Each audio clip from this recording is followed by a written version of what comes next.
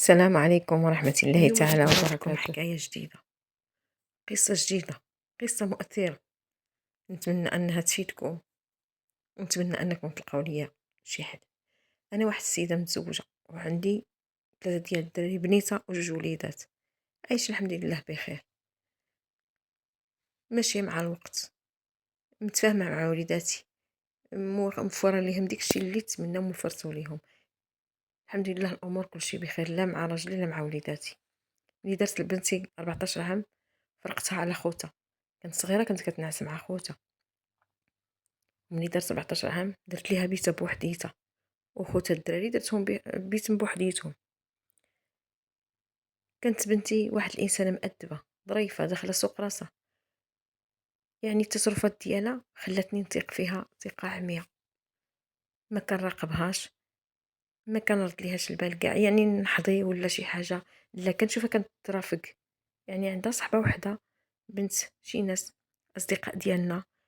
ناس محافظين، البنت دايره الزيف، يعني صافي قلت الحمد لله بنتي انا مربيه احسن تربيه، وبنتي ما كاينش اللي يعرف احسن مني، وما عندي لاش ندير ليها داك الزيار نبقى غير حاضيها، رد ليها البال فين مشيتي فين جيتي علاش كدير يعني عطيتها الحريه التامه، عطيتها تحمل مسؤوليتها، وبغيتها تكون انسانه عندها قيمه وشان. دائما كنشوف بنتي كتمشي للمدرسه عاديه كتجيب نقاط مزيانين، كما قلت لكم عندها صحبه وحده، وهذيك البنت عائلتها محافظين ودايرين رادين للبال بزاف، والبنت داخله سوق راسها ما كتهز راسها من الارض. بنتي حتى المكياج ما كديروش، أه عمر شي كريم ما داز في وجهها، واحد الانسانه ما نقول لكمش الحمد لله، كنقول الحمد لله ربيت وعرفت شنو ربيت، ودرت بنت اللي غادي تكون صاحبتي وتكون في كتافي. قلت لكم كيما درت ليها بيتا، المهم صافي ما بقيتش يعني بيتا حره فيه تدخل في وقتاش ما بغات البيتا، تشد عليا دير اللي بغات بيتا، راني عارفه بنتي ما غاديش دير شي حاجه خايبه. شريت ليها تليفون كتبدا تراجع فيه دير فيه بحوث كتواصل مع اصدقاء ديالها الا كانت المهم شي حاجه ديال المدرسه، راكم عارفين هذا الوقت هذا يعني كلشي عنده التليفونات وسميتو ودايرين جروبات ديال المدرسه، يعني ما كاين حتى شي مشكل. كنت كنراقب لها التليفون في الاول بحال خديتو ليها، يعني كنبقى نشوف فين كتدخل شنو كدير شنو المواضيع اللي كتدخل ليها، يعني شنو من الاماكن اللي كتقلب. كنت كنراقب في الاول كنلقى البنت ما دايره حتى شي حاجه يعني اللي تخليني نشك فيها في شي حاجه ولا تخليني نحضيها. واحد النهار كنت مريضه، خفت الا باها يسمعني جاتني السخانه في الليل، كنهضر بالجهد ولا كنغوت عليها ولا كندير فيها شي حاجه، كنقلب على الدواء ويجي عندي ناخدو ويلقاها بداك الحاله، راه تقريبا شي 3 ديال غادي يقدر يدير فيها، يعني كلشي ناعس، ما عرفتش شنو غادي يدير، يعني ردت فعل في ديك اللحظه ومشيت للكوزينه نشرب، نهز الماء باش نشرب، هزيت داك التليفون بقى عندي ما عطيتو ليهاش، مشيت للكوزينه كنسمع شي موسيقى كاينه، سحيل عليا داكشي يلا وبلاصه 3 ديال الصباح شكون اللي داير هاد الموسيقى، مشيت معها للدوش فعلا شكون في الجيران داكشي اللي كانت دايره في وجهها اللي يدير هاد الموسيقى هادي، ما يمكنش لبسات حوايجها نعسات، هزيت سالت عليها من برا، شربت الدواء ومشيت للبيت بالحس كنقلب منين جايه الموسيقى، ما رجعتش لبلاصتي كاع، ربما خليت نسيت الحريق اللي كان فيا، نسيت السخانه اللي كانت فيا، هادشي اللي جاب لي دماغي، تخشيت مع واحد ولدي ما جي انا كنقلب هكا وسط البيت ديال الدراري، حليته بشويه طليت لقيت الدراري الكارثه اللي لقيت فيه، شديت عاوتاني عليهم البيت، يعني ديك الميساجات اللي كانت بينا وبين داك الدري فيا انا لابسه غادي نقول لكم. كنمشي واش ولادنا البيت ديال بنتي كنلقاه يعني في هذا السن هذا شويه مفجج شويه، ما بقات لاحيه وكنلقى الصوت ديال الموسيقى خارج ما بقاش كيفرقوا ما بين بنتي الحاجه الغلط والصح، عطيناهم الحريه ديالنا، واش بنتي باقا سهرانه بغيناهم يكونوا زعما قد المسؤوليه، ما عمرها سهرات، ما بغيناش نزيروا عليهم، ما عمرني سمعت شي يحسوا هاد النهار شنو داك المرحله هذيك، حليت الباب غير بشويه واحد الميساج لقيت فيه ودخلت لقيتو فيها مصيفط ليها هو محطوط، قال ليها مشعوب ديك الخريجه اللي درنا كاملين، كنقلب انا وانتي وصاحبتك فلانه بغيت نعرف الموسيقى واش يعني شي اغاني ولا شي حاجه في بنت صاحبتي، كنزيد الموسيقى التليفون